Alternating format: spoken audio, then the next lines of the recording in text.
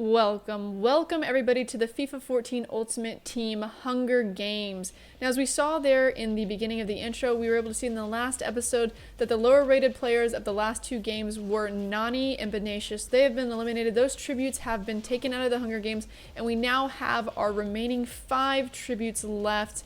Now, the player that was the lowest rated, besides the one that was eliminated in the last one, was Sergio Busquets, so we gave him the care package of plus 10 attributes, and we're going to go into this match, and hopefully we're going to get a victory. Before we get started here today, if you guys want some FIFA 14 Ultimate Team coins, check out buycheapfifacoins.com. They're a very reliable service. I'm going to have a link down in the description below.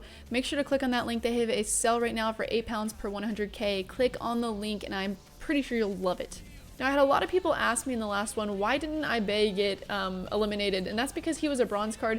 If you're just now a subscriber and you haven't come into this series with me, it started out with 12 gold, I believe rare gold tributes, and anytime one had the lowest rated score in a loss, they got eliminated. I started out really awesome in this match. I believe it's like 2 minutes in, and I get my first shot on goal. It seems as though that when we're playing now with more of these bronze players on the bench, we have way more of like a, I don't know, I get put up against way easier teams. So it kind of started where it was supposed to be harder in the beginning, and then it was supposed to be kind of hard in the beginning because nobody had good chemistry. They're from 11 different nations, and then it was going to get a little bit easier with the bronze players linking together. I got all English bronze players. When I replaced a tribute, I replaced them with an English bronze player, and so now I've picked up these English players. I just choose them at random most times. I try to find a rare bronze.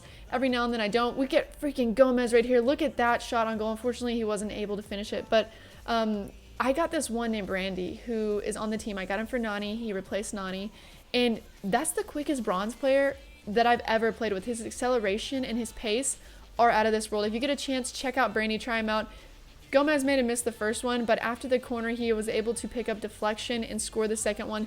This game is pretty out of reach in the first 20 minutes of play, which was unfortunate, and that's what's going to be happening, I feel like, in these new matches, because as I'm coming to play people, they're going to have all these bronze teams. They're going to have way less chemistry, and I'm going to be having, a ton of chemistry due to all my bronze players being the same. And then I have like 4 pretty good cards. I have Ibarbo, and I also have Gomez, who are both in the attacking position. So we start out right here, and I want you guys to take a look. I get a penalty right there, and Gomez is going to take this penalty shot. Now, you might have already seen this on Nep's channel because he used the clip as one of his FIFA funnies, but take a look at this. Oh my god, guys. As this was happening, I literally sat back and I go, oh my god, I hit it off the crossbar, and then I stopped and I said, no, like, oh my gosh, I can't believe his keeper fell over, and that backspin on that ball made it go into the net. This guy had to be heated. I could only imagine, like, in my mind that he was fuming, because I know I would be, especially if I was already losing 2-0. That is very unlucky for him, and Gomez has got to be the man of the match by now. He's got 2 goals already. Who knows, he might get a hat trick in this. The only attacks that this guy really got was like right about here, and I kind of did a little bit of a shove there. I'm not gonna lie, put a little bit too much in that. I think that's Obeng that happened with. And so he's going to get an ability, or at least an opportunity, to take a penalty shot. So let's go ahead, let's step back, and let's see exactly how this player handles this. I would have to say he's probably playing with like a bronze, or like he made a beginning bronze team out of like not very many coins, because he's a starting player. Because who does this? Like, nobody misses a penalty by that much. It had to be probably one of the not so good players I was playing. So getting a victory on here wasn't a big deal for me. He does get an opportunity right there. I play really bad defense, and he gets an opportunity to get a goal right here. Unfortunately for him, though, I don't even pass it right there. I just clear it, no matter what now. Now that I've been in this society, I know that gotta clear it. So taking a look at our tributes remaining, we have a 9.3 for Gomez, 7.8 for Barbo, 7.4 for Radu, 7.7 for Sergio Busquets, and an 8.0 for David Luiz. And what that is going to mean is it looks like Radu is going to be the lower rated player. Now, as I was explaining before, we don't eliminate bronze cards because they have already been taking the place of a tribute that has been eliminated. So that's kind of how the series goes. In this end, it's going to change up a little bit whenever we get into season 2. But since Radu was the lowest rated player, he has been eliminated from the Hunger Games, and he will be replaced with a bronze English player. I chose English players at the very beginning from the get-go. So we're going to go ahead and we're going to give him a replacement. And the bronze player that we are going to put in his place is a player named Widowson.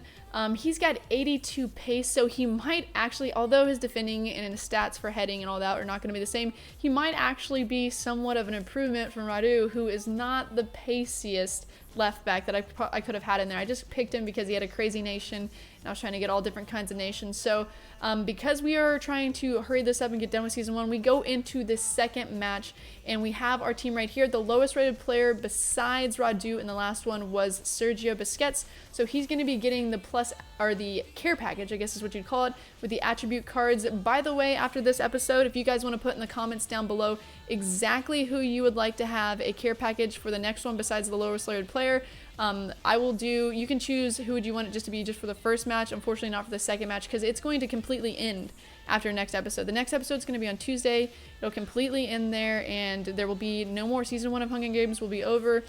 And I just said that really funny. Hunger Games. Look at this team. See, this is what I'm telling you. Look at that chemistry right there. That is ridiculous. Anyway, season 1 will be over. We will have a winner.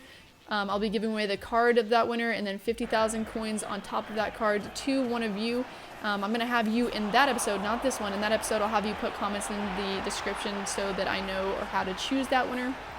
But that'll all come in due time. I score again very quickly in this match, and it becomes a little bit of a shit show in the first half, mostly for the fact that he had terrible chemistry and I was just dominating him. I had 7 shots, 6 on target. I was playing really well.